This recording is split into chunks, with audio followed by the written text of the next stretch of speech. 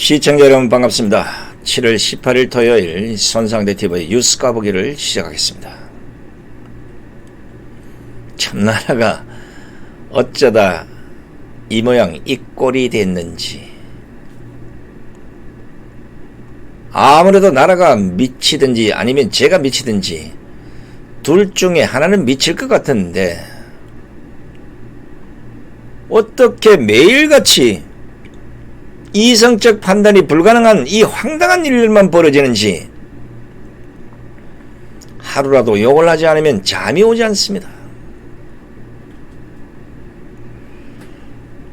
그런데 어제 제헌절을 맞아서 서초동에서 헌법수호 법치수호 집회를 하는데 거기를 가보았더니 진짜 많은 국민들이 오랜만에 모였습니다.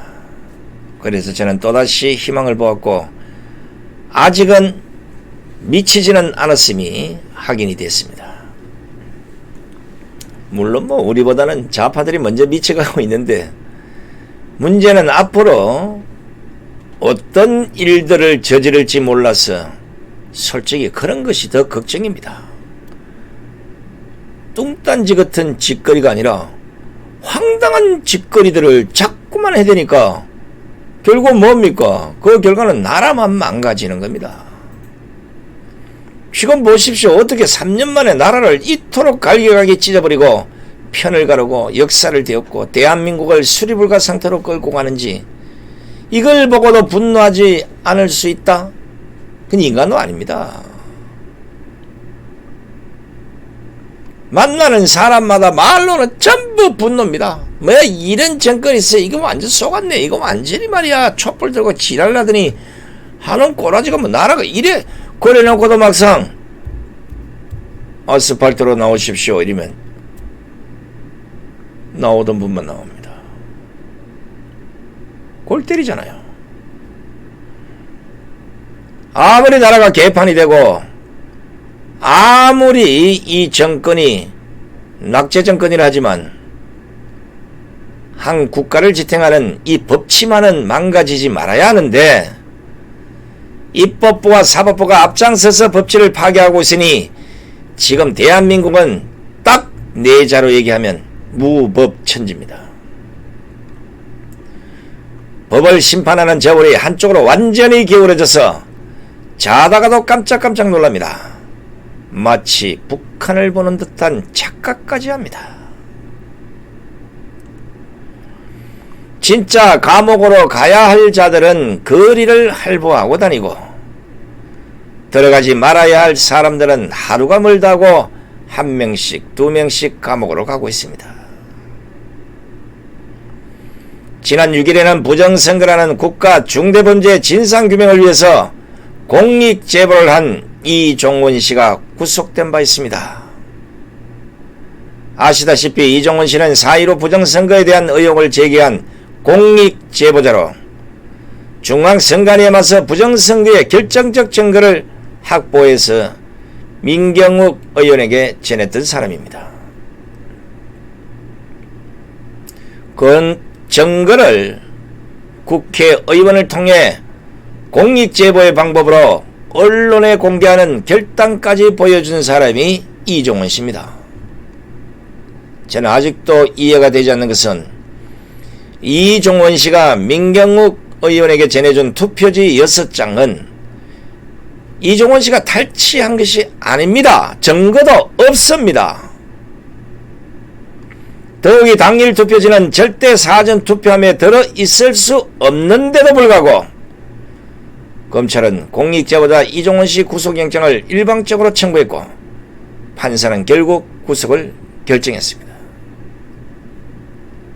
이거는 100번 1000번 저도 수많은 재판을 받아봤지만 증거주의 재판을 법원 스스로가 깨버린 것은 아닌지, 제가 감옥에 있을 때 좌파들이 고소해서 무조건 벌금형을 때려대던 그 악몽이 되살아난 것 같습니다.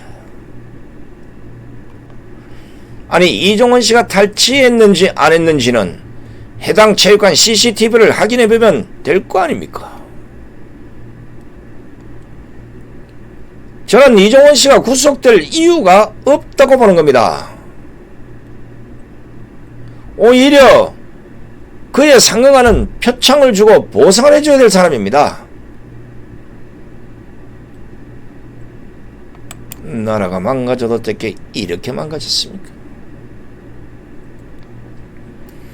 또 한 사람, 어제 17일 조국의 명예를 훼손한 혐의로 재판에 넘겨졌던 우파 유튜브 우종창 전 월간조선 기자를 17일 법원이 법정 구속했습니다.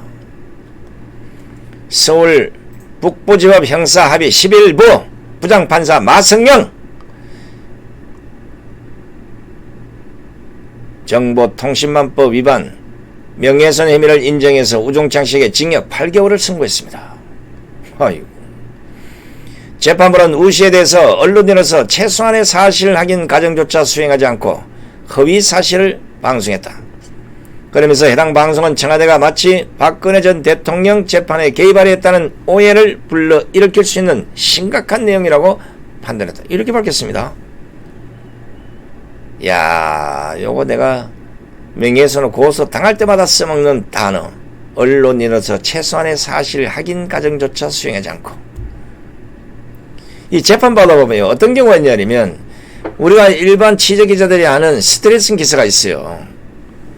이런 것들은 다 취재해서 양쪽의 얘기를 다 들어보고 이렇게 해서 작성하는 거고, 사설이나 논평은 객관적 보도된 사실에 의해서 글을 쓴 자의 주관을 섞어서 평가를 하는 건데, 그걸 가지고 본인에게 물어보지도 않고 썼다고 이런 식으로 해서 재판에서 두드려 넘기더라고요. 이러니까 이런 실수가 벌어지는 겁니다. 재판부는 우종창 씨에 대해서 언론인으로서 최소한의 사실 확인과 가정조차 수행하지 않고 허위 사실을 방송했다.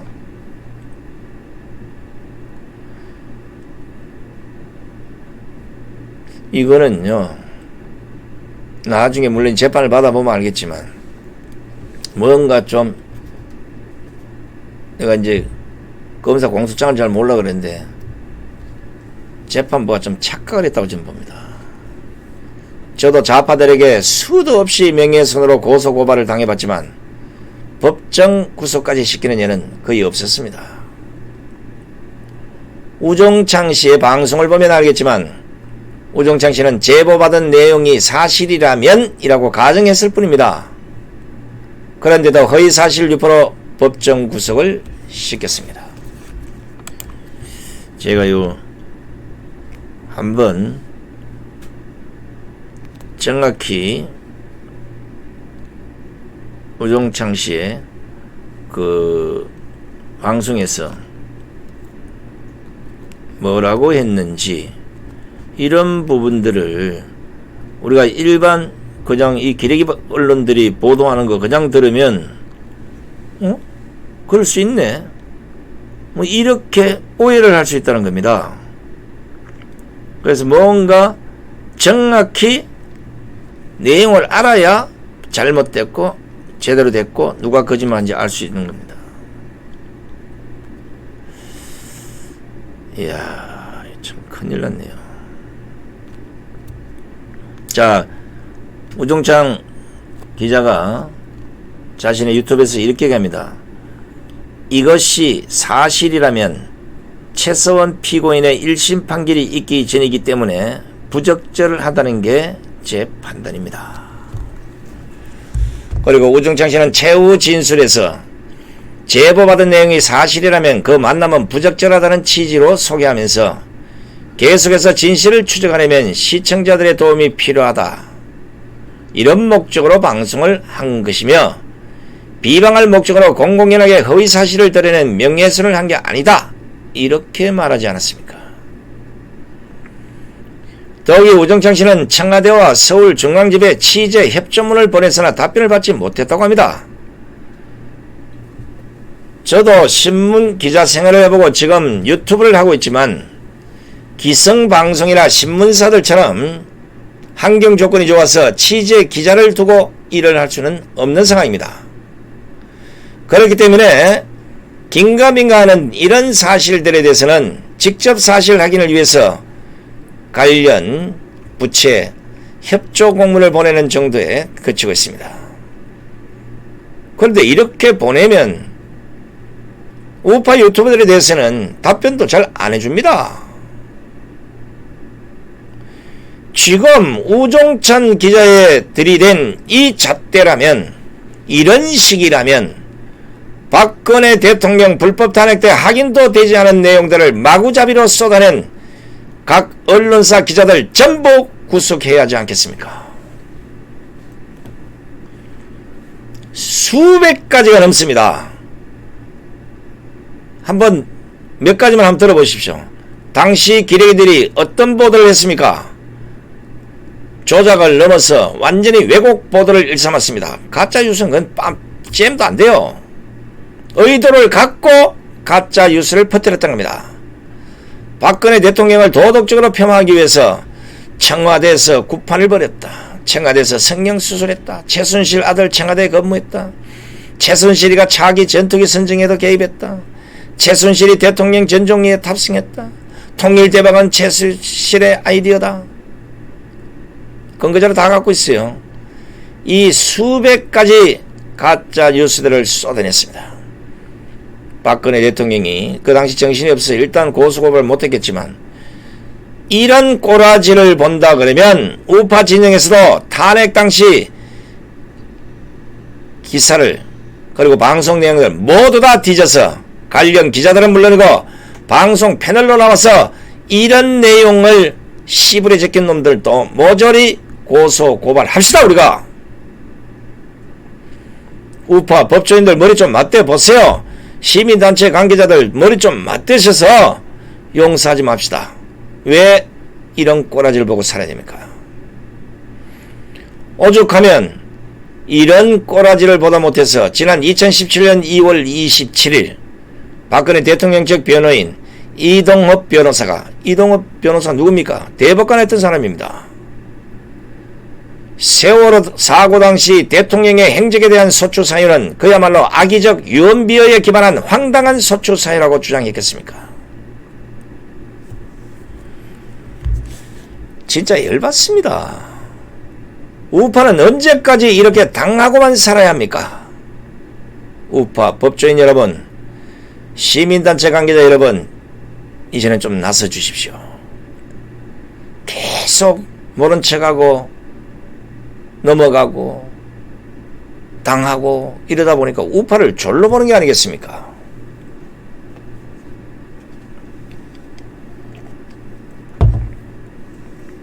지금 보십시오. 좌파에는 법이 솜방망이가 됐고 우파에게는 독재의 칼날을 휘두르는 그런 꼴이 아닙니까? 저는 이종원 씨의 구속도 황당하지만 우종창 씨의 경우는 16일 대법원 전원합의체 선고를 적용한다면 이건 구속해서는 안 되지 않습니까? 유재명 선고를 보십시오. 법을 모르는 우리가 봐도 좀 황당하지 않습니까? 물론 표현의 자유는 당연히 보장되어야 하지만 거짓을 얘기하면 안 되는 것이잖아요. 거짓이 통용되면 어떻게 되겠습니까? 그런데 거짓말한 사람은 무죄고 제보받은 내용이 사실이라면 단서를 단 우종창 씨는 법정 구속을 시켰습니다. 제가 이해가 되지 않는 부분은 어떻게 대법관이라는 사람들이 거짓말에 소극적인 거짓말이 있고 적극적인 거짓말이 있는지 이것이 너무도 황당하다는 것입니다. 저는 도저히 이해가 안 되는 판결이라고 생각합니다. 그렇다면 앞으로 선거와 관련한 토론회 때 아무리 사실과 다른 얘기를 하더라도, 심지어는 사기를 치고 나중에는 거짓말을 하더라도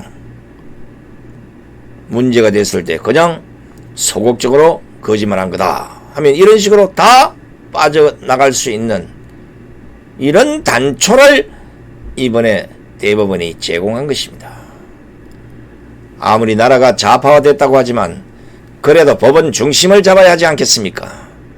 검사와 판사가 중심을 잡지 못하고 정치적 판단을 한다면 그것은 천벌을 받을 일입니다.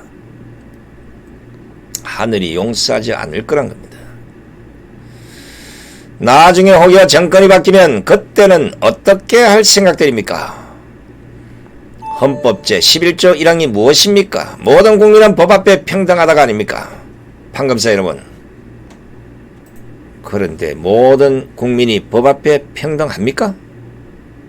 아니잖아요.